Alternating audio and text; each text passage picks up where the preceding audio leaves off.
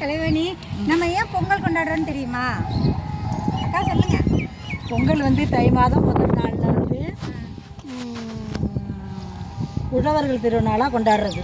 நெல் அறுத்து அறுவடை செஞ்சு அந்த நல்ல புதிய பானையில் புதிய நெல்லை விட்டு பொங்கலிட்டு நம்ம சாமி கும்பிட்றோம். அதான் தெரியும். நான் படித்தது புத்தகத்தில் சாமி கும்பிடுறது பகவானுக்கு படைக்கிறதுன்னு தெரியும். முன்னோர்களும் அதான் சொல்லியிருக்கிறாங்க. ரெண்டாவது வந்து என்னென்னு கேட்டிங்கன்னா, மாட்டு பொங்கலுக்கு மாடெல்லாம் குளிப்பாட்டி முழுக்காட்டி அதை வர்ணமெல்லாம் தீட்டி அதுக்கு பொங்கல் வச்சு அதுக்கு வயிறு நிறைய மேய்ச்சி நல்லா மேய்ச்சி அதுக்கு பொங்கல் செஞ்சிடுறது. பொங்கல் செஞ்சு மாட்டை சாயமெல்லாம் பூசி விட்டு மந்தை கட்டி கூறு நைட்டில் 10 மணிக்கு பசங்கள்லாம் வச்சு மந்தை கட்டுறதுன்னா மாடு எல்லாம் தெருவில் உள்ள மாடு பூரா ஓட்டிட்டு எல்லாம் ஒரே இடத்துக்கு கொண்டு போய் எல்லாம் மழை பூச்சி அடித்து கட்டி செஞ்சு மாலையெல்லாம் போட்டு அழைச்சிட்டு வந்து திருஷ்டி பிடிச்சி ரோட்டில் போட்டுவாங்க. வண்டி கூட கட்டி போவாங்க. ஆமாம், அதெல்லாம் கட்டி தட்டுத்தெல்லாம் தட்டி மோளம் தாளம்லாம் வச்சு நல்லா விசேஷமாக செய்வாங்க. தட்டு வச்சு அடிப்பாங்க. மோளம் இருக்கிறவங்க வச்சு கட்டி செய்வாங்க.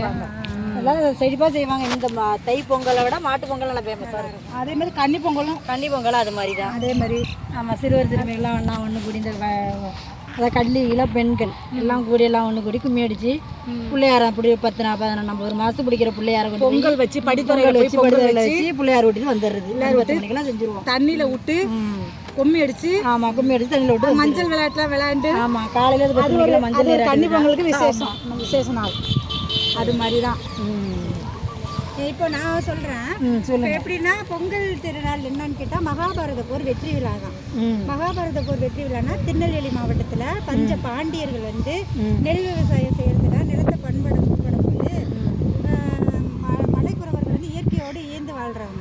அவங்க அதுக்கு வந்து தடை போடுறாங்க, வேண்டாம் அது செய்யக்கூடாது அப்படின்ட்டு.